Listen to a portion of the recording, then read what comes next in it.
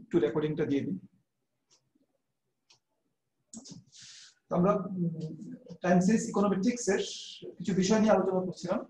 আমরা বিশেষ করে স্টেশনারি কি এবং নন স্টেশনারি ডেটা কি এবং সেগুলোর প্রপার্টিজ কিরকম তা দেখার চেষ্টা করছিলাম। তো আমরা বিভিন্ন ধরনের নন স্টেশনারি ডেটা আছে এবং সেগুলোকে কিভাবে স্টেশনারি করা যায় সেই প্রসেস নিয়ে আমরা দেখছিলাম। আমরা নন স্টেশনারি বলে ডেটাগুলো সেটা কি কি ধরনের নন স্টেশনারি হতে পারে, র্যান্ডম ওয়াক নন স্টেশনারি হতে পারে, random walk with trend non stationary হতে পারে, তারপরে টাইম ট্রেন্ড সহ নন স্টেশনারি হতে পারে, কেমন বিভিন্ন ভাবে নন স্টেশনারি হতে পারে। এবং সেগুলোকে স্টেশনারি করার জন্য আমরা দুটো উপায় দেখেছি। একটা হচ্ছে ডিফারেন্স পাওয়া ডেটা, যেটাকে ডিফারেন্সিং করা, ফার্স্ট ডিফারেন্স কিংবা সেকেন্ড ডিফারেন্স নিয়ে যেটাকে স্টেশনারিতে কনভার্সন করা। আরেকটা উপায় হচ্ছে ডিট্রেনিং করা। যখন টাইম ট্রেন্ড থাকে যেটার মধ্যে, তখন সেখান থেকে টাইম ট্রেন্ডটাকে বাদ দিলেও অনেক সময় ডিট্রেন করলে অর্থাৎ ডেটাটা স্টেশনারি হয়ে যায়। আবার অনেক সময় দেখা যায় যে টাইম এলিমেন্টও আছে, ট্রেন্ডও আছে ডেটার মধ্যে, ট্রেন্ড থাকা মানে মিনটা চেঞ্জ হয়ে যাবে ওভার টাইম, অর্থাৎ ডেটাটা নন স্টেশনারি।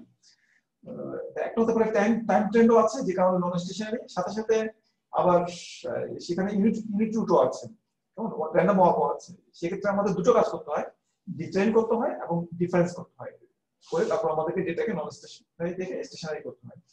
এই দিকগুলো নিয়ে আমরা গত ক্লাসে আলোচনা করেছি। এবং যে ডেটাগুলোকে ডিফারেন্স করে, যে নন স্টেশনারি ডেটাগুলোকে ডিফারেন্স করে আমরা স্টেশনারি থেকে কনভার্সন করতে পারি, সেই ডেটাগুলোকে বলা হয় ইন্টিগ্রেটেড ডেটা বলা হয়।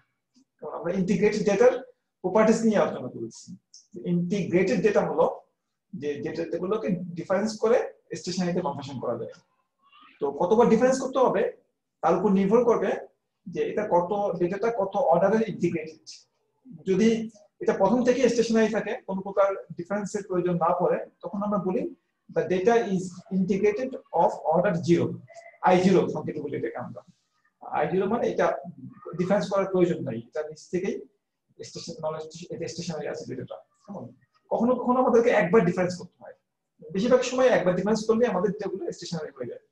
তো যে ডেটাগুলোকে একবার ডিফারেন্স করার পর স্টেশনারি হয়ে যায় সেগুলোকে বলি আমরা data non stationary data integrated of order 1, একমাত্রার সেগুলো হচ্ছে ইন্টিগ্রেটেড। একবার ডিফারেন্স করলে সেটা নন স্টেশনারি থেকে স্টেশনারিতে কনভার্ট হয়ে যাবে। কিছু কিছু রেয়ার কেসে হয়তো এটাকে আমাদের দুবার বা তিনবার ডিফারেন্স করার প্রয়োজন হতে পারে।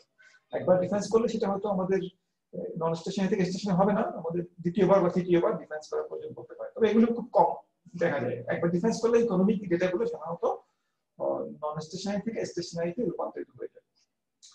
এটা আমরা দেখেছিলাম। এখন এই যে নন স্টেশনারি ডেটা যেগুলোর মিন এবং ভেরিয়েন্স চেঞ্জ হয়ে যায় ওভার টাইম, সেটার একটা প্রবলেম হলো যে এখানে ওএলএস অ্যাপ্লাই করা যায় না নন স্টেশনারি ডেটার উপরে।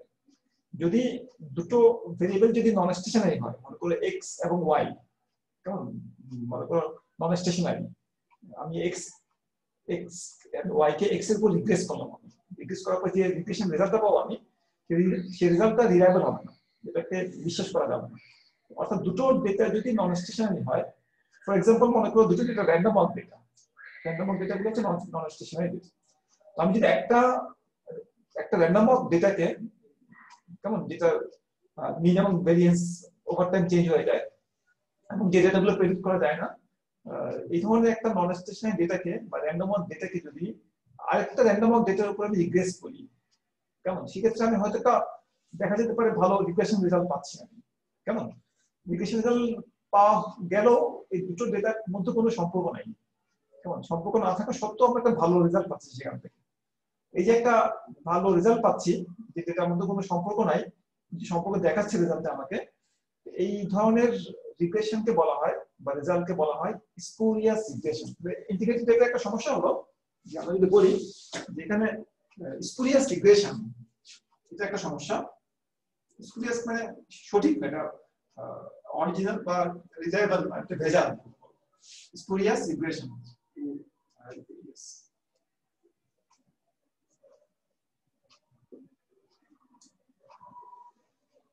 স্পুরিয়াস রিগ্রেশন এটাকে যদি আমি একটু ব্যাখ্যা করি, মনে করো দুটো সিরিজ, একটা হলো ওয়াইটি suppose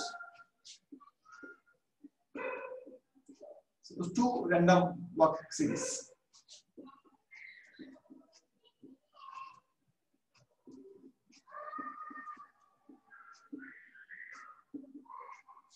একটা হলো YT, যেটা র্যান্ডম ওয়াক সিরিজ।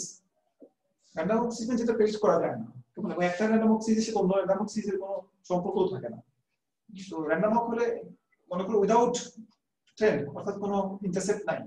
সহজ সবচেয়ে সিম্পল র্যান্ডম ওয়াক সিরিজ হলো এটা, y depends on yt minus 1, অর্থাৎ y এর যে ভ্যালু সেটা প্রিভিয়াস ভ্যালুর উপর ডিপেন্ড করে, প্লাস একটা র্যান্ডম নাম আছে ut। এটা র্যান্ডম ওয়াক সিরিজ।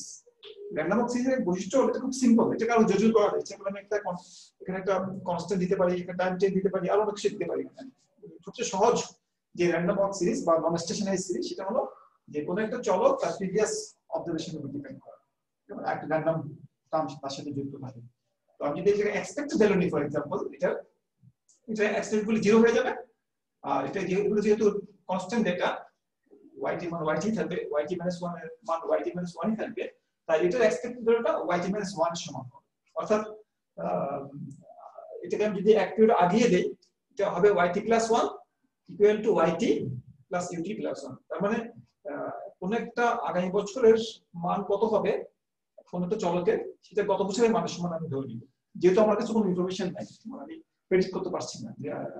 যেটা স্টক ডেটা ক্ষেত্রে প্রয়োগ করা হয়, যে আগামীকাল স্টকের দাম কত হবে, যদি স্টক মার্কেট এফিশিয়েন্ট হয়, আমি তো সামনে প্রেডিক্ট করতে পারবো না। আমি ধরে নিব যে আজকে যে দামটা আছে সেই দামটাই থাকবে, প্লাস একটা র্যান্ডম ফ্লাকচুয়েশনস হবে, যেটা প্রেডিক্ট করা যায় না।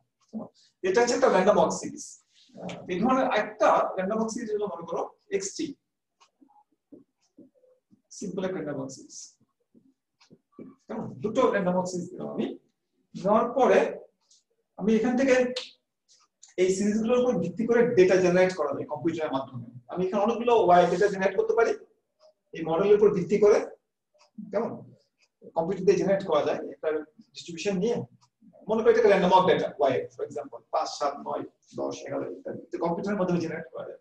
মনে করি অনেকগুলো অবজারভেশন জেনারেট করলাম। কেমন? generate 500 observations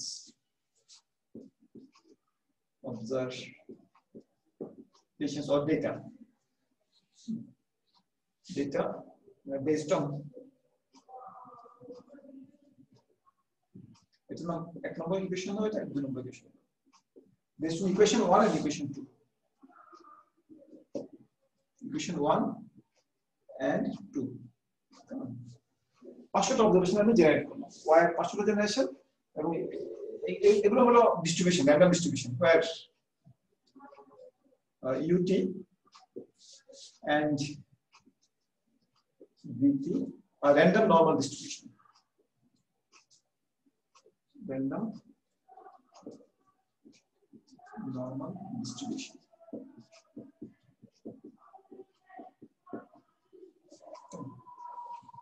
তাহলে অনেক সময় আমরা সংক্ষেপে এভাবে লিখি ut is normally distributed with mean 0 and variance 1, এটা স্ট্যান্ডার্ড নরমাল ডিস্ট্রিবিউশন। একইভাবে আমরা লিখি and vt is normally distributed with mean 0 and variance 1, সংক্ষেপে আমরা এভাবে লিখি। লেখার পরে আমরা যখন ডেটা জেনারেট করব, 500 টা করে ডেটা জেনারেট করব, ডেটা জেনারেট করার পর আমি কি করব, y কে x এর উপর রিগ্রেস করব। রিগ্রেস করে আমি যদি রিগ্রেস করি আমি এবং y কে x এর উপরে, আমি এই ধরনের একটা রিগ্রেশন রেজাল্ট পাবো। yt ইকুয়াল টু একটা মান পাবো, এখানে আমি x এর একটা কোএফিশিয়েন্ট পাবো। আমি মনে করি এটা পেলাম আমি যখন আমি রিগ্রেস করব, মনে করো yt equal to beta 1 plus beta 2 xt। আমি এই মডেলটা আমি রান করছি। কেমন? রান করার পরে যে একটা রিগ্রেশন রেজাল্ট পাবো, রেজাল্ট এই ধরনের হবে। একটা এক্সপেরিমেন্ট থেকে দেখা গিয়েছে, একটা এক্সারসাইজ থেকে হয়তো আমি স্যাম্পল চেঞ্জ করলে আমার রেজাল্টটা কিছুটা চেঞ্জ হবে, কাছাকাছি হবে। -30 পয়েন্ট, বই এক্সাম্পলটা ব্যবহার করছি 25 তে গুজরাট বইয়ের চ্যাপ্টার 21 সম্ভবত, প্লাস 0.33 33x কেমন, এবং এগুলোর যে টি ভ্যালু আছে সেটা হলো, একটা হলো -21, এটা টি ভ্যালু, এটা টি ভ্যালু হলো 7.6। যখন টি ভ্যালুর মানটা 2 কিংবা তার বেশি হয় তখন আমরা বলি যে এই কোএফিশিয়েন্ট গুলো স্ট্যাটিস্টিক্যালি সিগনিফিকেন্ট, এগুলো সিগনিফিকেন্ট এস্টিমেট, এগুলো তো আমরা রিলাই করতে পারি, গ্রহণ করতে পারি। কেমন, এগুলো তো আমরা এটা 13 কনস্ট্যান্টটা এটা আমরা 95% কনফিডেন্সের সাথে গ্রহণ করতে পারি যদি টি এর মানটা যদি 2 কিংবা তার বেশি হয়। সুতরাং টি এর মানটা 2 এর বেশি হলে এই কোএফিশিয়েন্ট গুলো অ্যাকসেপ্ট করা যায়। এবং তাহলে আমরা দেখছি যে এখানে দুটো র্যান্ডম ভেরিয়েবল যাদের মধ্যে কোনো সম্পর্ক থাকা উচিত না, তারপরে যখন আমরা রিগ্রেশন রেজাল্ট রান করছি এই ডেটাগুলো জেনারেট করে কম্পিউটারের মাধ্যমে, আমরা যে রেজাল্টটা পাচ্ছি সেখানে দেখা যাচ্ছে খুব সুন্দর একটা সম্পর্ক পাওয়া যাচ্ছে। শুধু তাই না, এখানে যে আর স্কয়ার এর মান সেটাও ভালো মতো, আর স্কয়ার ইকুয়াল টু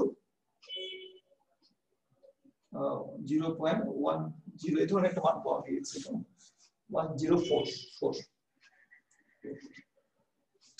এবং এটার যে ডাবিন-ওয়াটসন বা অটোকরেলেশন কোএফিশিয়েন্ট স্ট্যাটিস্টিক্স, আমরা ডি বলি, ডাবিন-ওয়াটসন স্ট্যাটিস্টিক্স, সেটার মানটা হচ্ছে এখানে 0.01।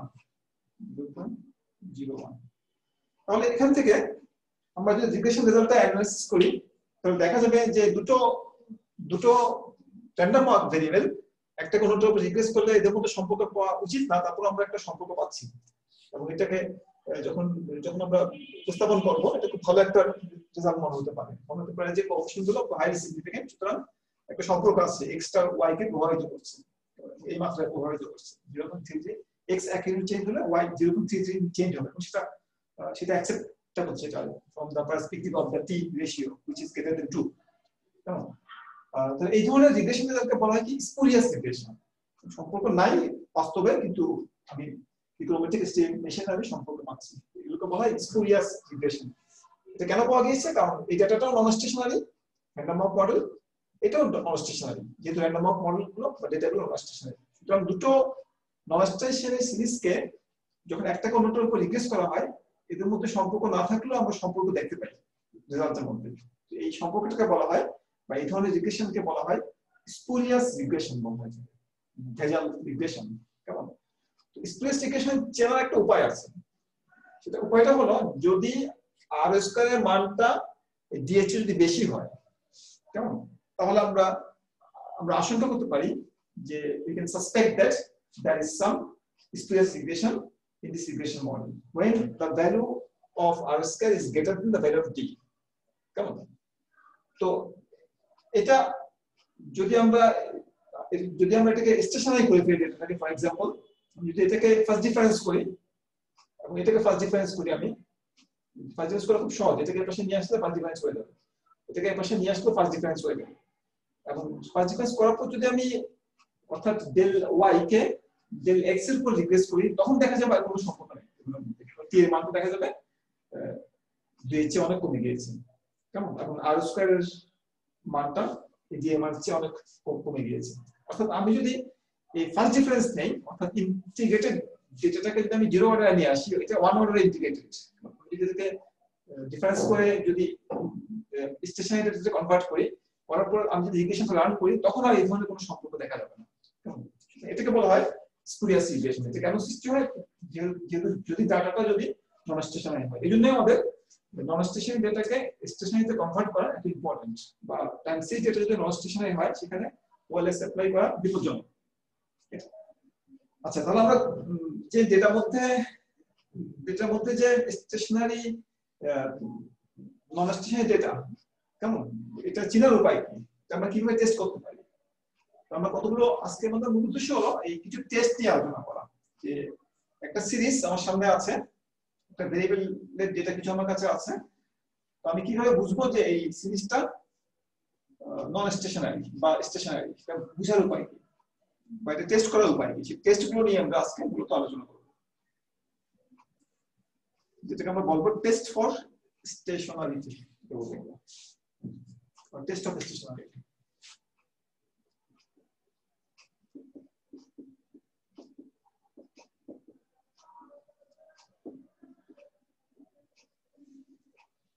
দুটো টেস্ট আছে, একটাকে বলবো গ্রাফিক্যাল টেস্ট, গ্রাফিক্যাল মেথড। এটা খুব সহজ, দেখে অনুমান করা যায়, যেটার মধ্যে একটা গ্রাফ দেখেই আমরা অনুমান করতে পারি এটার মধ্যে স্টেশনারি বা নন স্টেশনারি আছে কিনা। Graphical method.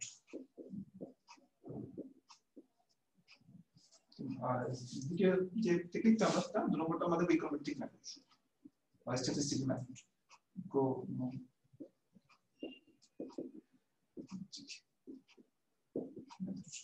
or statistical methods দুটো ওকে দেখব আমরা।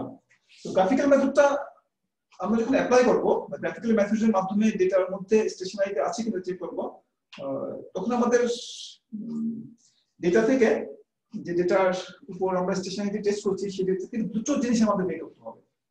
একটা হচ্ছে ভ্যারিয়েন্স ডেটা, যেটা আমরা খুব সহজে বের করতে পারি, যে কোনো সিরিজের ভ্যারিয়েন্স বের করা যায়।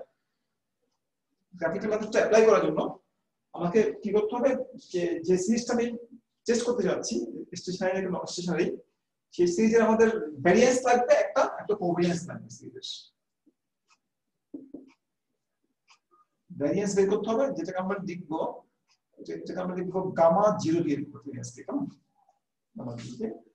আরেকটা হলো কোভ্যারিয়েন্স,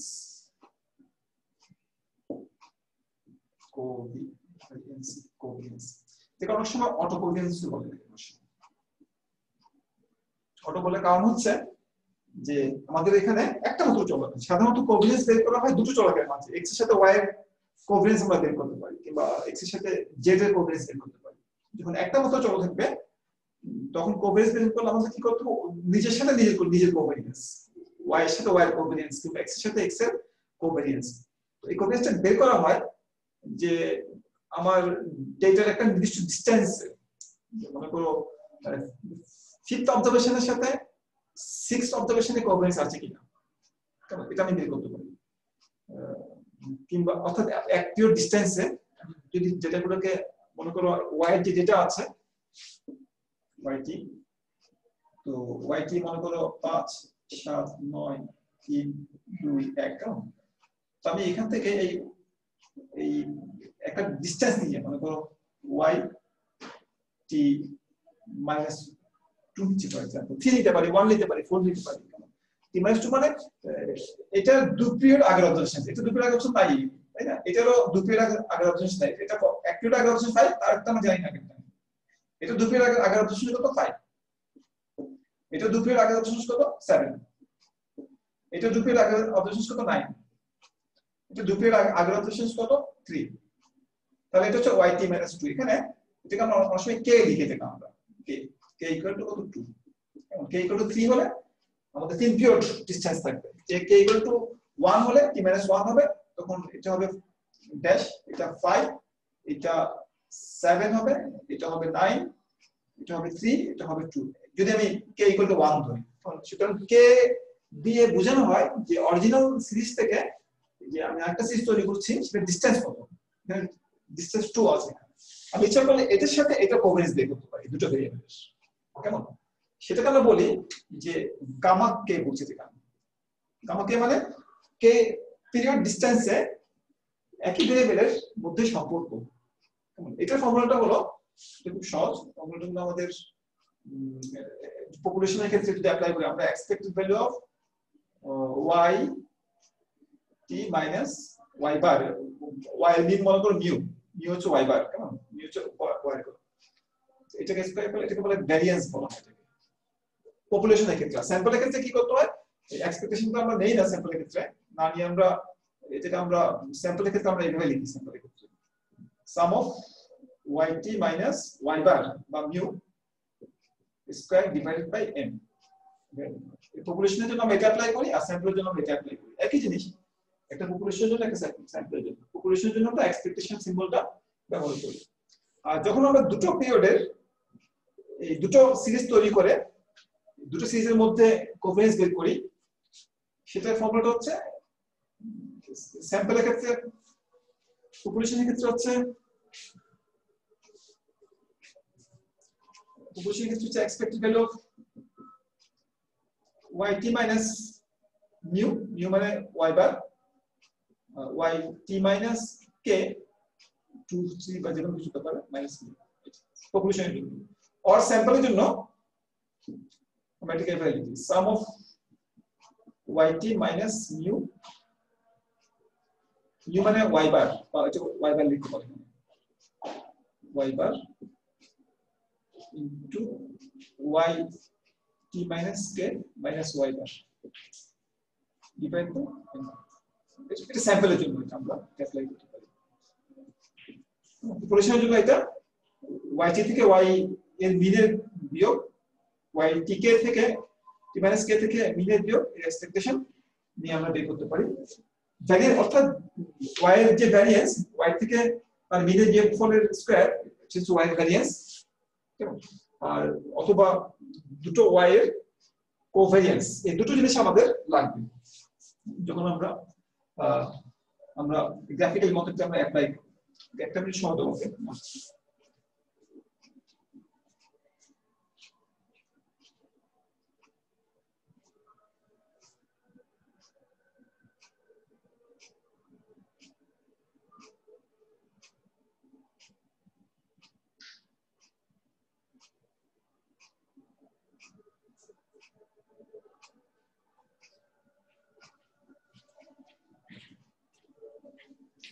আমরা বলছিলাম যে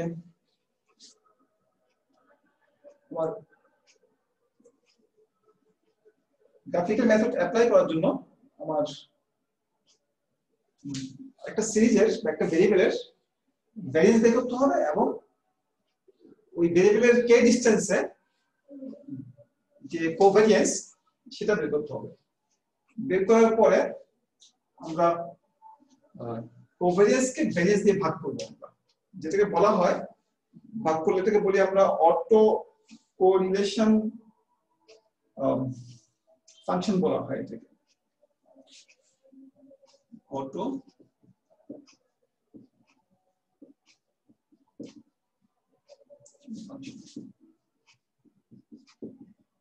সংক্ষেপে বলা হয় এসিএফ।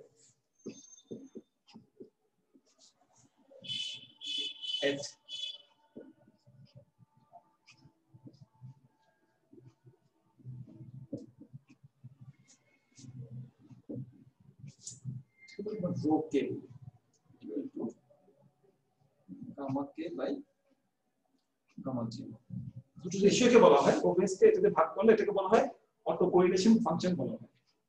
ওইটা হচ্ছে কি, ওইটা হচ্ছে আমার যে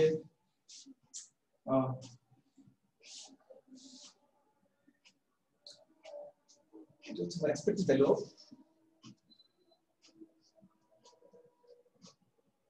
yt minus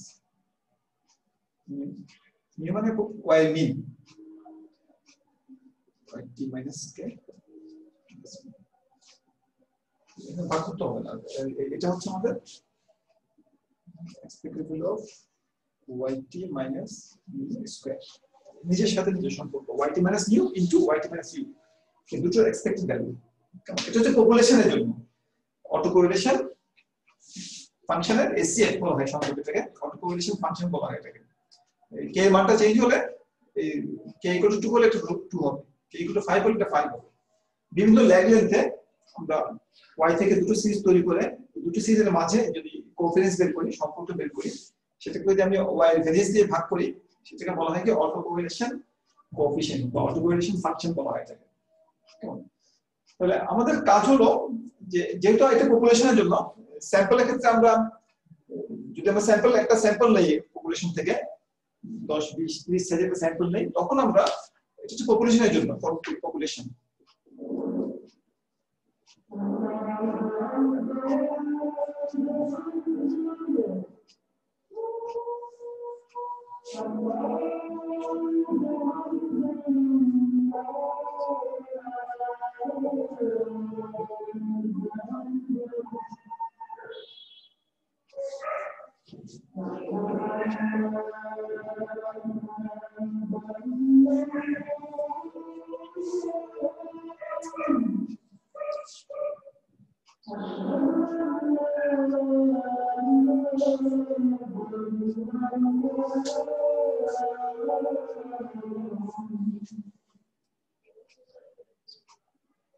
ভাগ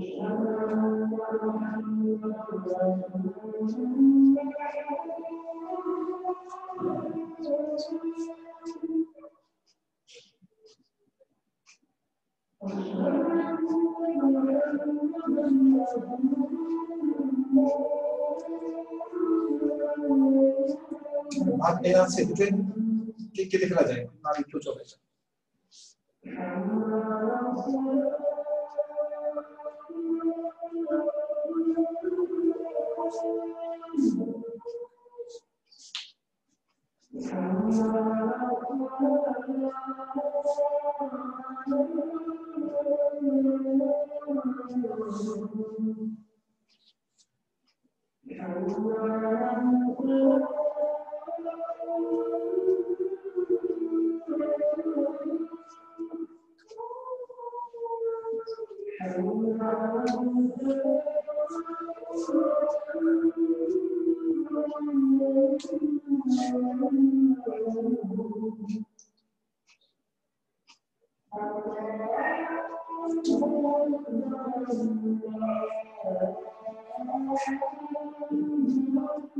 kilogram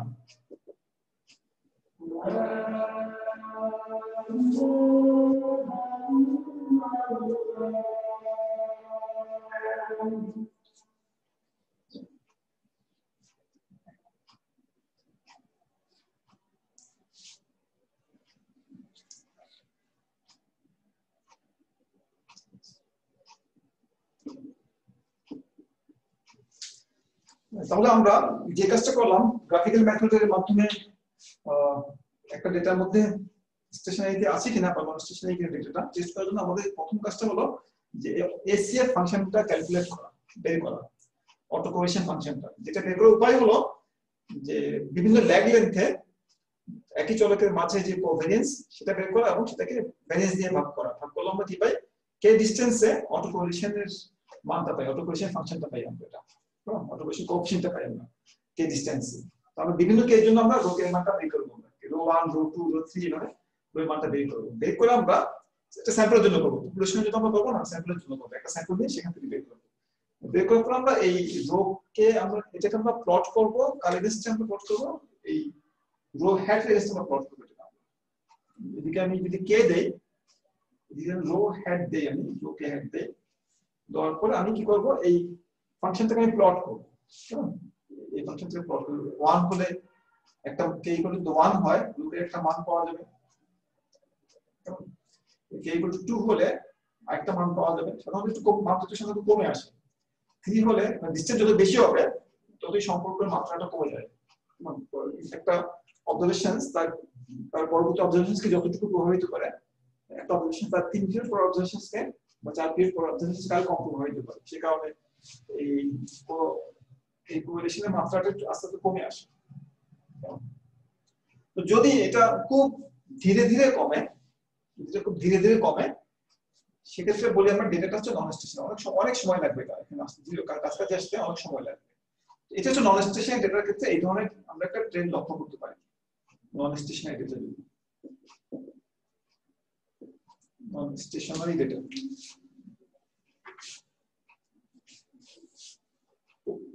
probably this data is non stationary data। আর যদি সেটা স্টেশনারি ডেটা হতো সেক্ষেত্রে আমাদের খুব দ্রুত, তো প্রথম অটোপ্রেশন হতে বেশি পাওয়া যেত আমাদের, কিন্তু আমি যদি সেকেন্ড পিরিয়ড নেই দেখা যায় এটা কমে গিয়েছে। এটা খুব দ্রুত এটা কমে গিয়েছে, এটাকে আস্তে আস্তে ডিকে করেনি, ডিকেটা খুব দ্রুত হয়েছে। তো আমরা ধরতে পারি যে এটা একটা স্টেশনারি ডেটা হওয়ার সম্ভাবনা আছে,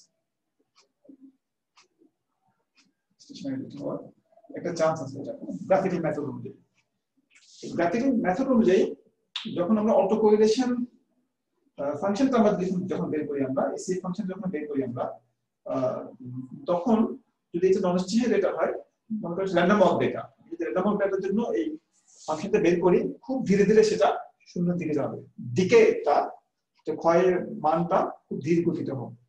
আর যদি সেটা স্টেশনারি ডেটা হয় তাহলে সে খুব দ্রুত, ইমিডিয়েটলি সে হয়তো প্রথম পিরিয়ডে সেটা শূন্যের কাছাকাছি চলে আসবে। প্রথম পিরিয়ডে বেশি থাকবে না, হয়তো প্রথম থেকে সে শূন্যের কাছাকাছি থাকবে। অটো কোরিলেশন কোএফিশিয়েন্টের মানটা প্রথম থেকেই কম থাকবে, এটা হয়তো এখানে বেশি নাও হতে পারে, এটা হয়তো প্রথম থেকে স্টার্টিং এসে কম থাকতে পারে, কখনো কখনো নেগেটিভ হবে, এটা শূন্যের শূন্যের শূন্যের কাছাকাছি সেটা থাকবে। এটা হলো আমাদের স্টেশনারিটি। এটা হচ্ছে গ্রাফিক্যাল মেথড অনুযায়ী স্টেশনারিটি টেস্ট করা হবে। এই জন্য অনেক সময় যখন আমরা ইকোনোমেট্রিক্স প্রোগ্রাম রান করি স্টেশনারিটি টেস্টের জন্য, সেখান থেকে একটা এসিএফ ফাংশন সে অনেক সময় জেনারেট করে, অটো কোয়ালিশন ফাংশন, এবং সেই অটো কোয়ালিশন ফাংশনের প্লটটা দেখে বা ফিগারটা দেখে আমরা প্রাথমিক একটা আইডিয়া করতে পারি যে যেটার মধ্যে স্টেশনারিটি আছে কিনা, অন্য স্টেশন আছে কিনা।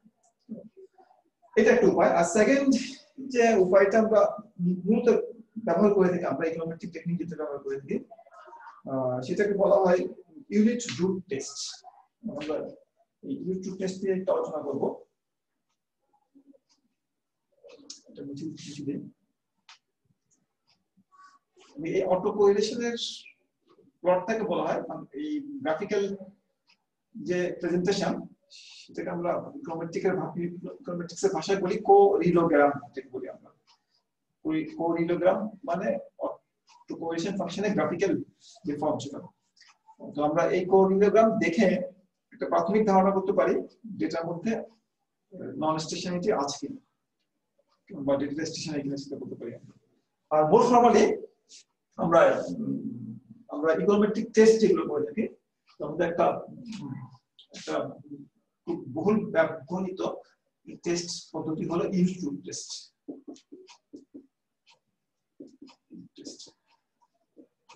এটা কিন্তু ব্যাখ্যা করবো ইউনিট রুট টেস্ট, যেহেতু এটা খুব বেশি ব্যবহার করা হয় বাস্তবে। ইউনিট রুট কথাটা এসেছে আমরা যে র্যান্ডম ওয়াক মডেল যেটা আছে আমাদের সেখান থেকে এসেছে। র্যান্ডম ওয়াক মডেল যেহেতু নন স্টেশনারি এবং র্যান্ডম ওয়াক মডেলের y(-1) যে কোএফিশিয়েন্ট সেটা 1, সেই কারণে এটাকে ইউনিট রুট টেস্ট বলা হয়। যদি কোএফিশিয়েন্টটা 1 পাওয়া যায় তার মানে এখানে একটা ইউনিট রুট আছে। সাধারণত আমরা একটা মডেলকে এভাবে দেখার চেষ্টা করি যে yt ইকুয়াল টু একটা অটো রিগ্রেসিভ ফাংশন হিসেবে দেখার চেষ্টা করি। রো এখানে র্যান্ডম ওয়াক মডেলে এটা 1 হয়ে যায়, রো এর মানটা 1 প্লাস ut। এটা একটা র্যান্ডম ওয়াক মডেল না, এটা হচ্ছে একটা auto regressive model. Auto regressive model মানে হচ্ছে যে আমি একটা চলককে তার প্রিভিয়াস অবজারভেশনের উপর আমি রিগ্রেস করছি, yt কে yt-1 উপর রিগ্রেস করছি, আমি xt কে xt-1 এর উপর রিগ্রেস করি, সেটা একটা অটো রিগ্রেসিভ মডেল। অর্থাৎ একটা চলককে তার নিজের পূর্ববর্তী মানের উপরে রিগ্রেস যদি করা হয় তখন সেটাকে বলে অটো রিগ্রেসিভ মডেল। তো অটো রিগ্রেসিভ মডেলে একটা কোএফিশিয়েন্ট থাকে, এটা একটা কোএফিশিয়েন্ট থাকে যেটাকে বলা হয় অটো রিগ্রেসিভ কোএফিশিয়েন্ট। তো এই রো এর মানটা যখন 1 হয়ে যায় তখন সেটাকে বলি আমরা random walk model. If rho equal to 1 then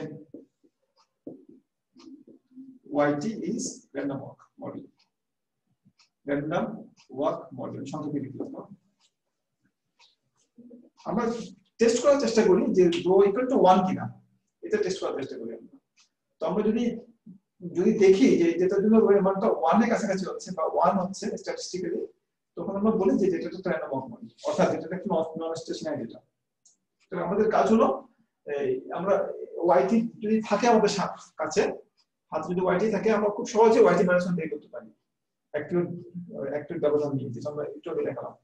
তারপর আমরা রিগ্রেস করতে পারি yt কে yt-1 রিগ্রেস করে yt-1 এর যে কোএফিশিয়েন্ট সেটা মানটাকে আমরা দেখতে পারি কত আসছে, এটা কি 0.8 0.9 এরকম আসছে নাকি এটা 0.1 0.2 এরকম আসছে। যদি এটা 0.8 0.9 আসছে কোএফিশিয়েন্টের মান, তখন আমরা সাসপেক্ট করতে পারি যে এখানে যেটা নন স্টেশনারি ডেটা, কারণ রো এর মানটা প্রায় 1 এর কাছাকাছি। আর যদি রো এর মানটা 1 এর থেকে অনেক কম হয়, 0.2 0.1 এই ধরনের হয়, তখন আমরা বলতে পারি যে এটা সম্ভবত স্টেশনারি ডেটা হবে, নন স্টেশনারি হওয়ার সম্ভাবনা কম। এটা আমি কিভাবে টেস্ট করব? এটাকে সরাসরি টেস্ট কিভাবে করা হয় না, আমরা যেভাবে বললাম সেভাবে করা হয় না, এটাকে একটু ঘুরিয়ে চেষ্টা করা হয়। কারণ এখানে রিগ্রেশন রান করলে, অটো রিগ্রেসিভ মডেলে ওয়্যারলেস রান করলে একটু সমস্যার সৃষ্টি হয় সেখানে। তো এই জন্য আমরা এই যে কাজটা করি, যেটাকে আমরা একটু ট্রান্সফর্ম করি, 1 যদি বলি এটাকে আমরা 1 থেকে আমরা রিঅ্যারেঞ্জ করতে পারি, রিঅ্যারেঞ্জ 1 কে রিঅ্যারেঞ্জ করে আমরা লিখতে পারি yt-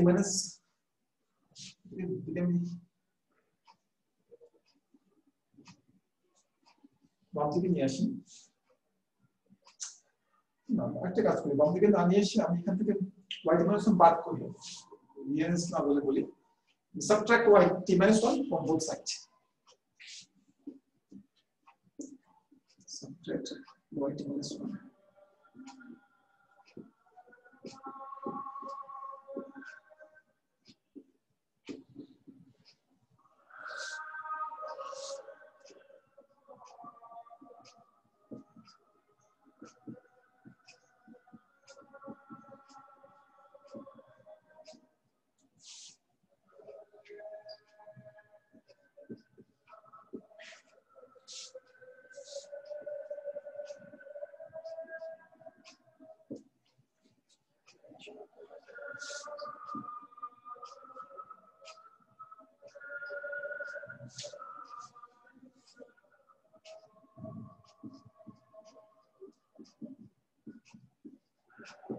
yt minus 1 কমানো হলো।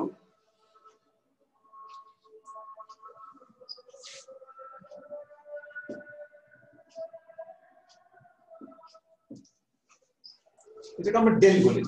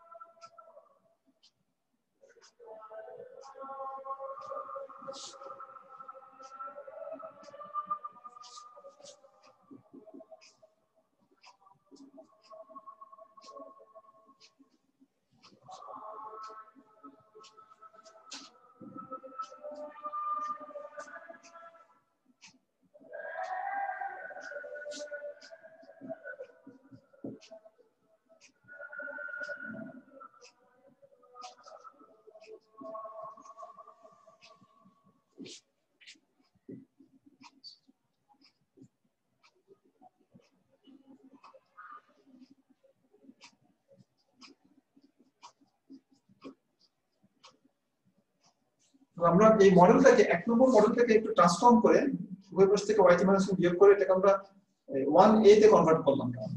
আমরা কনভার্ট করে আমরা অন্য ফর্মে নিয়ে আসলাম মডেল থেকে। এই মডেল থেকে নিয়ে আসার পর নিয়ে আসার উদ্দেশ্য হলো যেহেতু এখানে রিগ্রেসিভ মডেল ওএলএস অ্যাপ্লাই করলে ভালো ফল পাওয়া যায় না, কিছু এরর টার্ম কিছু প্রবলেম থাকে, তাই আমরা এটাকে একটু আমরা মডিফাই করে ট্রান্সফর্ম করে আমরা del yt ইকুয়াল টু এটার জায়গায় আমরা del লিখলাম yt minus 1 plus ut। এখন আমরা এটাকে যদি এটার উপর রিগ্রেস করি, আমি del yt কে এটা বের করে যদি yt minus 1 এর উপর রিগ্রেস করে এটার কোএফিশিয়েন্টটাকে আমি চেক করি, এটা del এর কোএফিশিয়েন্ট, del মানে হচ্ছে রো মাইনাস 1, আমি চেক করি, তখন আমি বলতে পারবো যে এটা স্টেশনারি নাকি নন স্টেশনারি। তো আমাদের নাল হাইপোথিসিস হলো বা এটা সম্পর্কে যে আমাদের অনুমান, এটা জিরো নাল হাইপোথিসিস। কেমন জিরো যদি হয়, এটা যদি স্ট্যাটিস্টিক্যালি সিগনিফিক্যান্টলি জিরো হয়, এটা জিরো হওয়ার অর্থ হলো ডেটাটা নন স্টেশনারি। অর্থাৎ এটা যদি জিরো হয়, এটা আমরা জিরো কিনা টেস্ট করি, এটা জিরো টেস্ট করার অর্থ হলো যে এটা 1 কিনা সেটা টেস্ট করা অটোমেটিক্যালি। এটা জিরো হলে দেন যদি জিরো হয় তার মানে রো হচ্ছে 1। কারণ এই সম্পর্ক থেকে আমরা বলতে পারি যে del equal to 0 হলে রো equal to 1 হবে, বা del equal to 1 তখন del equal to 0। তো রো equal to 1 হলে ডেটাটা নন স্টেশনারি। সুতরাং আমাদের নাল হাইপোথিসিস হলো এখানে যখন আমরা এই মডেলটা del কে টেস্ট করব, আমরা ডেল্টা 0 কিনা স্ট্যাটিস্টিক্যালি সিগনিফিক্যান্টলি 0 কিনা, যদি t এর মানটা আমাদের 2 এর বেশি হয়, আমরা রিগ্রেশন রান করে যে স্ট্যান্ডার্ড এরর পাবো বা t ভ্যালু পাবো এই কোএফিশিয়েন্টের জন্য, সেটা যদি 2 কিংবা তার বেশি হয়, তাহলে আমরা বলি যে এটা সিগনিফিক্যান্টলি ডিফারেন্ট ফ্রম 0। এটা আমরা নাল হাইপোথিসিসকে আমরা রিজেক্ট করতে পারি তখন আমরা। আর যদি t এর মানটা যদি কম হয়, 2 এর চেয়ে যদি কম হয়, তাহলে আমরা কি করব যে এটা 0 বলে আমরা সেটাকে মেনে নিব, আমরা স্ট্যাটিস্টিক্যালি সিগনিফিক্যান্টলি 0 বলে আমরা সেটাকে মেনে নিব আমরা। তাহলে আমরা এখানে এই রিগ্রেশন মডেল থেকে ডেলের ভ্যালুটা স্ট্যাটিস্টিক্যালি সিগনিফিকেন্টলি 0 সমান কিনা, 0 সমান হলে সেটা হবে আমাদের নন স্টেশনারি ডেটা, আর যদি 0 সমান না হয় তখন সেটা হবে একটা স্টেশনারি ডেটা। তো আমাদের এই এটাকে 0 কিনা সেটা প্রত্যাখ্যান যদি আমরা করতে পারি, সিগনিফিকেন্টলি ডিফারেন্ট 0 কিনা আমাদের, আমরা ক্লিয়ার করি, ক্লিয়ার হচ্ছে না আসলে হচ্ছে।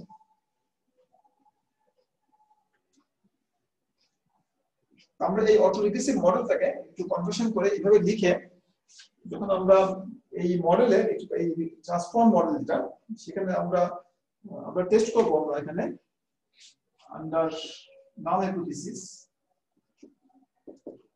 del equal to 0, del 0 মানে রো 1 মানে ডেটাটা নন স্টেশনারি ডেটা। যদি এটা 0 কে আমরা অ্যাকসেপ্ট করি নাল হাইপোথিসিস কে, তার মানে এটা নন স্টেশনারি ডেটা, স্টেশনারি ডেটা। আর যদি আমরা del equal to 0 রিজেক্ট করতে পারি আমরা, তখন আমরা বলবো যে t এর মানটা গ্রেটার দ্যান 2 হলে রিজেক্ট করি আমরা। যদি রিজেক্ট করতে পারি তখন বলবো সেটা একটা ডেটাটা হচ্ছে কি আমাদের স্টেশনারি ডেটা আমাদের। তো আমরা এটাকে যে আমরা যে একটা ভ্যালু পাবো এখান থেকে এস্টিমেট করে আমরা একটা ভ্যালু পাবো, এটা কেমন একটা টি ভ্যালু পাবো একটা আমরা, যে এই ক্যালকুলেটেড ভ্যালুটাকে আমরা একটা থিওরিটিক্যাল ভ্যালুর সাথে কম্পেয়ার করি, আমরা কম্পেয়ার করে আমরা ডিসিশন নেই যে এটাকে আমরা অ্যাকসেপ্ট করবো নাকি রিজেক্ট করবো। তো যে কোনো টেস্ট যখন করা হয়, যে কোনো টেস্ট যখন স্ট্যাটিস্টিক্স আমরা টেস্ট করি আমরা, তখন এটাকে আমরা একটা ডিস্ট্রিবিউশন সাথে একটা এটা একটা আন্ডারলাইন ডিস্ট্রিবিউশন থাকে। আমি যদি আরেকটা স্যাম্পল থেকে আমরা ক্যালকুলেট করি, তো কেন স্যাম্পল থেকে মানগুলো বের করি আমরা, একটা স্যাম্পল দিলে আমি আরেকটা ডিলেমান পাবো, একটা স্যাম্পল দিলে আমি আরেকটা ডিলেমান পাবো, ডিলেমানটা স্যাম্পলের উপর ডিপেন্ড করে, এক এক স্যাম্পল এক এক রকম ডিল পাওয়া যাবে। তো এটার একটা ডিস্ট্রিবিউশন আছে ডিলের একটা, তো এই ডিস্ট্রিবিউশনটাকে বলা হয় যে এটা একটা থিওরিটিক্যাল ডিস্ট্রিবিউশন আছে ডিলের একটা। তো এটাকে আমরা বলি যে যদি নাল হাইপোথিসিস ট্রু হয় তাহলে এটা একটা থিওরিটিক্যাল ডিস্ট্রিবিউশনকে অনুসরণ করে এটা। তাহলে সাধারণত আমরা যে নরমাল যে ওএলএস এর যে টেস্টগুলো আছে সেই সকল ক্ষেত্রে যে ডিস্ট্রিবিউশনটাকে আমরা কল্পনা করি বা থিওরিটিক্যাল ডিস্ট্রিবিউশন যেটা আমরা মনে করি সেটা হচ্ছে টি ডিস্ট্রিবিউশন। কিন্তু এই নন স্টেশনারি ডেটার ক্ষেত্রে এই টি ডিস্ট্রিবিউশনটা এটা ফলো করে না, এটা অন্য একটা ডিস্ট্রিবিউশন ফলো করে, যেটাকে বলা হয় ডিকি-ফুলার ডিস্ট্রিবিউশন বলা হয় এটাকে। এটা একটা ডিফারেন্ট ডিস্ট্রিবিউশন ফলো করে, অর্থাৎ আন্ডার নাল হাইপোথিসিস যদি del equal to 0 হয়, then the test statistics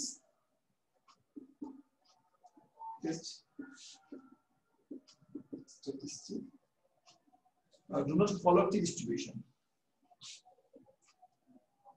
Do not follow T distribution.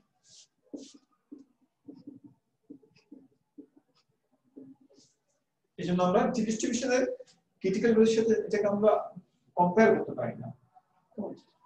এটা ডিকি ফুলার একটা ডিস্ট্রিবিউশন তৈরি করেছেন, ডিকি ফুলার দুজন ইমপ্লিমেন্টেশন যারা এই ইউনিট টু টেস্টটা ডেভেলপ করেছেন, তারা একটা ডিস্ট্রিবিউশন তৈরি করেছেন যেটা প্রকৃত ডিস্ট্রিবিউশন, যেটা বলা হয় the follow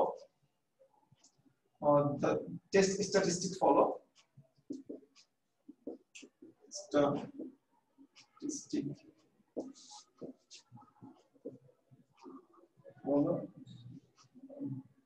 এটাকে বলা হয় টাউ ডিস্ট্রিবিউশন বলা হয়, tau distribution. Dickey Fuller distribution বলা হয়, তার নাম হিসেবে develop by Dickey and Fuller. এবং এই টাউ ডিস্ট্রিবিউশনের যে ক্রিটিক্যাল ভ্যালু অর্থাৎ যে টেস্টগুলোটা আমরা বের করব, সেই টেস্টগুলোটাকে আমরা যে কম্পেয়ার করব এই টাউ ডিস্ট্রিবিউশনের সাথে বা ডিকি ফুলার ডিস্ট্রিবিউশনের সাথে, ফলে আমাদের এই টাউ ডিস্ট্রিবিউশনের ক্রিটিক্যাল ভ্যালুগুলো আমাদের জানা থাকতে হবে কম্পেয়ার করার জন্য। অর্থাৎ আমি একটা টেস্ট ভ্যালু পাবো, দিলে একটা মান পাবো, এই মানটাকে আমি কম্পেয়ার করবো কার সাথে, কম্পেয়ার করবো আমি এটাকে টাউ ডিস্ট্রিবিউশনের সাথে আমি কম্পেয়ার করবো, টেস্ট ভ্যালুটার সাথে আমি কম্পেয়ার করবো এই যে টাউ ডিস্ট্রিবিউশন যেটা আছে বা ডিকি ফুলার ডিস্ট্রিবিউশন যেটা আছে সেটাকে আমি কম্পেয়ার করবো। অর্থাৎ আমরা যেটা বলতে চাচ্ছি এখানে একটু ক্লারিফিকেশন করি যে আমার একটা এখান থেকে আমি একটা মনে করি আমি একটু প্র্যাকটিক্যাল এক্সাম্পল দিয়ে বলি। মনে করি একটা স্যাম্পল দিয়ে আমি এই মডেলটা রান করলাম, দিলাম ইকুয়াল টু এম পেলাম, মনে করো 0.2 y t minus 1, এটা তো জিরো হচ্ছে, এটা এস্টিমেট হচ্ছে জিরো, এটা লিখতে হয় না অনেক সময়। এবং এটা একটা ভ্যালু পাওয়া যাবে, কি ভ্যালু পাওয়া যাবে বা স্ট্যান্ডার্ড এরর পাওয়া যাবে। মানে স্ট্যান্ডার্ড এরর হচ্ছে মনে করো 0.1 দিলাম, তো স্ট্যান্ডার্ড হচ্ছে টেস্ট ভ্যালু হলো বা টেস্ট স্ট্যাটিস্টিক হলো, যেটা আমরা টেস্ট স্ট্যাটিস্টিক বলছি আমরা, সেই টেস্ট স্ট্যাটিস্টিক হলোকে এটাকে দিয়ে ভাগ করা, কোএফিশিয়েন্ট থেকে এই টি ভ্যালু দিয়ে ভাগ করা, এটাকে বলছে টেস্ট স্ট্যাটিস্টিক্স। আমি যে এই ডেল্টা পেলাম, আমি এস্টিমেটটা পেলাম, আমি এটাকে আমি যে স্ট্যান্ডার্ড এরর দিয়ে আমি যখন ভাগ করব, এটা দিয়ে ভাগ করব, এটাকে বলা হচ্ছে টেস্ট স্ট্যাটিস্টিক্স বলা হয়। কেমন? তো এই টেস্ট স্ট্যাটিস্টিক্স এক এক স্যাম্পলের জন্য এক এক রকম আসবে। আমি একটা স্যাম্পল দিলাম ডেল পাবো, তার একটা স্ট্যান্ডার্ড এরর পাবো, এক এক স্যাম্পলের জন্য এক এক রকম আমি ভ্যালু পাবো আমি। অর্থাৎ এটা একটা ডিস্ট্রিবিউশন আছে, এই ডিস্ট্রিবিউশন টি ডিস্ট্রিবিউশনের মতো না, এটা আরেকটা ডিস্ট্রিবিউশন, এটা টি ডিস্ট্রিবিউশনের সাথে ম্যাচ করে, এটা ডিস্ট্রিবিউশনটা ম্যাচ করে, এটাকে বলা হয় টাউ ডিস্ট্রিবিউশন বলা হয়, বা Dickey Fuller distribution, tau distribution. কেমন? এটা একটা মিন আছে আমরা বুঝি। এবং এর এই এখানে এটা হচ্ছে 95% প্রবাবিলিটি এখানে আছে, 95% প্রবাবিলিটি এই ডিস্ট্রিবিউশন। তো এটাকে বলে আমরা ক্রিটিক্যাল ভ্যালু বলি, আমরা টাউ সি ক্রিটিক্যাল ভ্যালু। ডান দিকেরটা বাম দিকের আছে টাউ সি ক্রিটিক্যাল ভ্যালু। তো আমার এই টেস্ট স্ট্যাটিস্টিক্সের মানটা যদি এই ক্রিটিক্যাল ভ্যালুর মাঝখানে পড়ে, তখন আমরা বলি যে আমাদের হাইপোথিসিসটা অ্যাকসেপ্টেড। এই যে আমরা ডেল ইকুয়াল টু 0 আমরা হাইপোথিসিসটা গঠন করছি, সেটাকে আমরা অ্যাকসেপ্ট করব যদি আমার এই আমার স্ট্যাটিস্টিক্সটা যদি আমার এই ডিস্ট্রিবিউশনের রিজিয়নের মধ্যে যদি পড়ে। আর যদি আমার এই টেস্ট স্ট্যাটিস্টিক্সটা যদি আমার ক্রিটিক্যাল ভ্যালু যদি বেশি হয়, তখন আমি এটাকে রিজেক্ট করি, তখন বলি ডেল নট ইকুয়াল টু 0। কেমন? কিংবা টাউ সি যদি কম হয়, তখন আমি বলি del not equal to 0। Del not equal to 0 মানে এখানে কোনো স্টেশনারিটি নাই। সুতরাং আমি যে টেস্ট ভ্যালুর সাথে টেস্ট স্ট্যাটিস্টিকের সাথে আমি যখন এইটা যে আন্ডারলাইং থিওরিটিক্যাল ডিস্ট্রিবিউশন আছে, যেটাকে টাউ ডিস্ট্রিবিউশন বলা হচ্ছে, সেটা ক্রিটিক্যাল ভ্যালু যখন কম্পেয়ার করব, কম্পেয়ার করে যদি দেখি আমার টেস্ট ভ্যালুটা কেমন, অর্থাৎ এই দুটো রেশিও, কোএফিশিয়েন্টটা এবং স্ট্যান্ডার্ড রেশিও, পার্টিকুলার স্যাম্পলের জন্য যে রেশিওটা পাবো বা টেস্ট আমি ভ্যালুটা পাবো, সেটাকে আমি কম্পেয়ার করব এই ডিস্ট্রিবিউশনের ক্রিটিক্যাল ভ্যালুর সাথে কম্পেয়ার করব। এই ক্রিটিক্যাল ভ্যালুগুলো কম্পিউটারের মধ্যে বের করা যায়, অনেক সময় টেবিলে সেগুলো পাওয়া যায় বিভিন্ন জায়গায়। তো আমি যদি কম্পেয়ার করে দেখি যে আমার এই টেস্ট ভ্যালুটা ক্রিটিক্যাল ভ্যালুর চেয়ে বেশি হচ্ছে, তখন আমি এটা রিজেক্ট করব। এটা রিজেক্ট করার অর্থ হচ্ছে আমার ডেটাটা স্টেশনারি। আর যদি আমি অ্যাকসেপ্ট করি, তারপর এখানে টাউ সি যদি কম হয় আমার টেস্ট ভ্যালুটা যদি, তখন আমি বলবো ডেটাটা স্টেশনারি, নন স্টেশনারি তখন বলবো ডেটাটা। কেমন? এটা হলো যে ইউনিট রুট টেস্ট করার উপায়। ডেল ইকুয়াল টু 0 হওয়ার অর্থ হলো বা হাইপোথিসিসটা অ্যাকসেপ্ট করার অর্থ হলো যে রো ইকুয়াল টু 1, কারণ ডেল ইকুয়াল টু 0 হলে রো ইকুয়াল টু 1 হয়। রো ইকুয়াল টু 1 হলে আমাদের কি ডেটাটা নন স্টেশনারি বা র্যান্ডম ওয়াক মডেল বা র্যান্ডম ওয়াক ডেটা সেটা। কেমন? এটা ইউনিট রুট টেস্টের খুব বেসিক কনসেপ্ট। এটা বাস্তবে যখন আমরা ইউনিট রুট টেস্ট করি, এত বেসিক লেভেলে টেস্ট করি না, বা একটু জেনারেল লেভেলে টেস্ট করি আমরা। যখন ইউনিট রুট টেস্ট করি, তবে বেসিক কনসেপ্ট হলো এটাই যে আমরা ডেল ওয়াই টি কে আমরা রিগ্রেস করি, ওয়াই টি মাইনাস 1 এর উপর রিগ্রেস করে ডেল এর মানটা বের করি আমরা। এবং এটার যে স্ট্যান্ডার্ড এরর, এটা রেশিওটা নেই, আমি রেশিওটা দেখি কি আমরা যে এটা যে টাউ ডিস্ট্রিবিউশন আছে, যে টাউ ডিস্ট্রিবিউশনের ক্রিটিক্যাল ভ্যালুগুলো আমরা বিভিন্ন জায়গায় পেতে পারি, বইতে কিংবা কম্পিউটারের মাধ্যমে। সেই ক্রিটিক্যাল ভ্যালুর সাথে আমি কম্পেয়ার করব। কেমন? কম্পেয়ার করে দেখবো যে আমার টেস্ট ভ্যালুটা, অর্থাৎ এই ডেলের সাথে স্ট্যান্ডার্ড যে রেশিও, সেটা যদি আমার ক্রিটিক্যাল ভ্যালু চেয়ে বেশি হয়, তখন এটা আমি রিজেক্ট করব। এটা রিজেক্ট করার অর্থ হচ্ছে ডেল নট ইকুয়াল টু 0 বা রো নট ইকুয়াল টু 1। এটা রিজেক্ট করার অর্থ হলো ডেটাটা স্টেশনারি ডেটা। আর যদি আমি এটাকে অ্যাকসেপ্ট করি, আমার টেস্ট ভ্যালুটা যদি ক্রিটিক্যাল ভ্যালুর চেয়ে যদি কম হয়, আমি যদি এটাকে অ্যাকসেপ্ট করি, তখন ডেটাটা হচ্ছে নন স্টেশনারি ডেটা। কেমন? এটা হচ্ছে খুব সিম্পল বা খুব বেসিক ফর্মের স্টেশনারি টেস্ট করার উপায়। তবে বাস্তবে আমরা শুধুমাত্র এতটুকু সীমাবদ্ধ থাকবো না, আমরা প্রকৃতপক্ষে এই মডেলটাকে এত বেসিক ফর্মে রান না করে এটার সাথে আমরা এটাকে একটু আমরা মডিফাই করি একটু ভালো রেজাল্ট পাওয়ার জন্য, বা ভালোভাবে নন স্টেশনারি টেস্ট করার জন্য এটা দিয়ে করলে হয়ে যায় নন স্টেশনারি টেস্ট, তবে অনেক সময় এটা অনেক কিছু মিস আউট করে, অনেক সময় এটা পুরোপুরি নন স্টেশনারি টেস্ট করতে পারে না, কারণ ডেটাটা যদি র্যান্ডম ওয়াক মডেলের মাধ্যমে জেনারেট হয় ডেটাটা, তখন হয়তো এটা কাজ করবে। কিন্তু যদি র্যান্ডম ওয়াক উইথ ট্রেন্ড হয় কিংবা ডেটার মধ্যে যদি অটো কোরিলেশন প্রবলেম থাকে, তখন এটা ভালো কাজ করে না। আমরা আসলে several models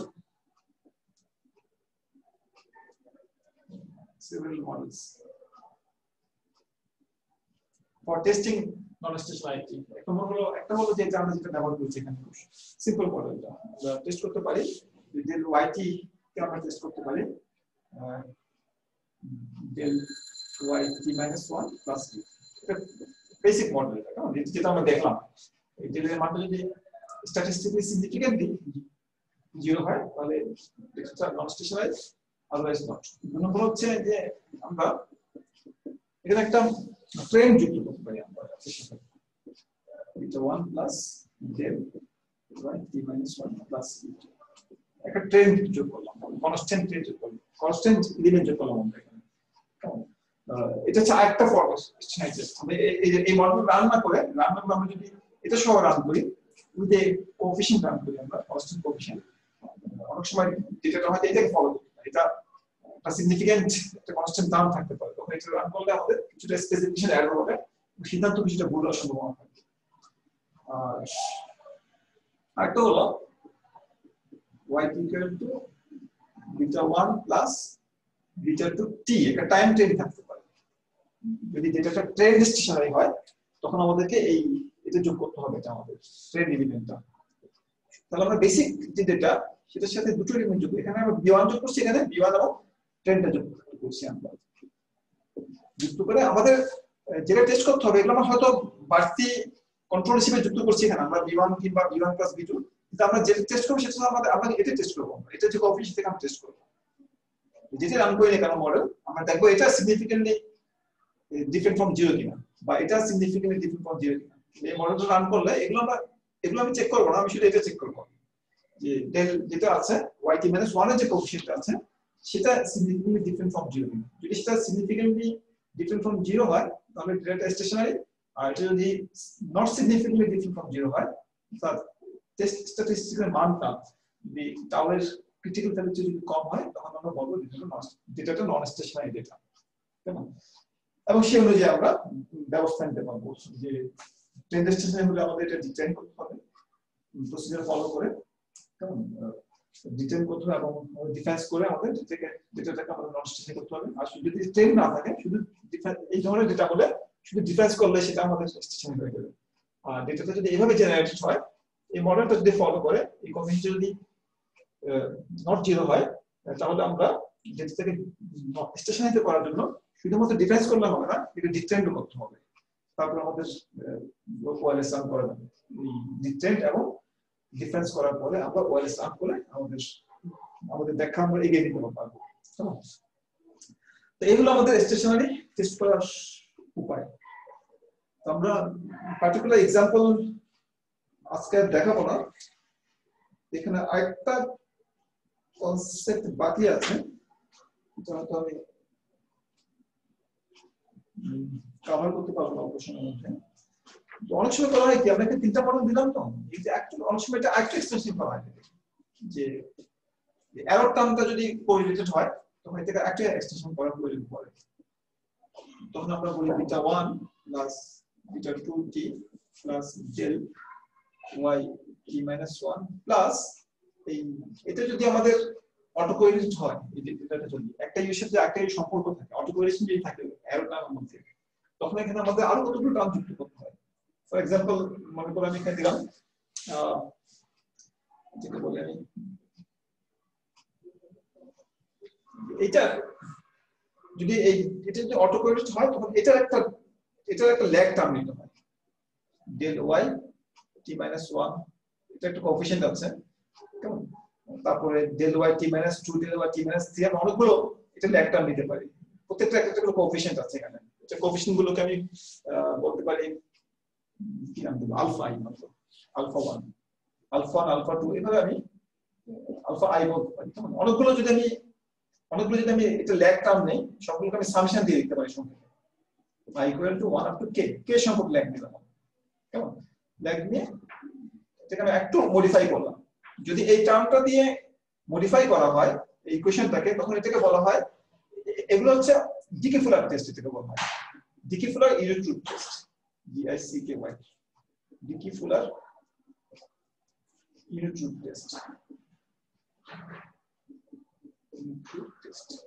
আর এটাকে বলা হয় যখন এই টার্মটা যুক্ত করি আমরা তখন এটাকে বলা হয় বা এটাকে সংক্ষেপে বলা হয় DF test Dickey Fuller test আর এটাকে বলা হয় ADF test augmented Dickey Fuller test আমরা এই টার্মটা দিয়ে যুক্ত করি কিন্তু আমরা চেক করব এটাই যে এটা ডেল্টা জিরো কিনা যাই যোগ করি না কেন আমরা যাই সংযোজন করি না কেন আমরা সবসময় এই ডেলের যে কোএফিশিয়েন্টটা সেটা জিরো সমান নাকি জিরো থেকে ডিফারেন্ট সেটা আমরা টেস্ট করি এটা জিরো সমান হলে স্ট্যাটিস্টিক্যালি আমরা বলি এই ডেটাটা হচ্ছে y ডেটাটা হচ্ছে নন স্টেশনারি ডেটা আর এটা জিরো না হলে বলি এটা একটা স্টেশনারি ডেটা তো এটা চারটা ফর্মে টেস্ট করা যায় একদম বেসিক ফর্মে কিংবা একটা কনস্ট্যান্ট যুক্ত করে একটা কনস্ট্যান্ট টেন যুক্ত করে অথবা কনস্ট্যান্ট টেন এবং একটা এরর টার্মটা যদি অটো কোয়েটেড হয় এটার একটা ল্যাগ টার্ম নিয়ে অনেকগুলো আমি সংক্ষেপে এটা লিখেছি সাম দিয়ে অনেকগুলো ল্যাগ টার্ম নিয়ে সেটা সংযোজন করে তারপর রিগ্রেশন করে এই ডেটাটা টেস্ট করা হয় এটা যদি জিরো হয়ে যায় নন স্টেশনারি ডেটা আর 1 হলে জিরো না হলে স্টেশনারি ডেটা এইভাবে আমরা কি করি স্টেশনারি টেস্ট করি তো আমরা আজকে আপাতত এতটুকুই রাখি আমরা আজকে দেখলাম যে কিভাবে নন স্টেশনারি ডেটা নন স্টেশনারি কিনা টেস্ট করার উপায়গুলো দেখলাম এটা কোন গ্রাফিক্যাল মেথড আর এটা আমরা ইউনিট রুট টেস্ট মেথড আজকে এতটুকুই কোন প্রশ্ন আছে কিনা বলো থাকবে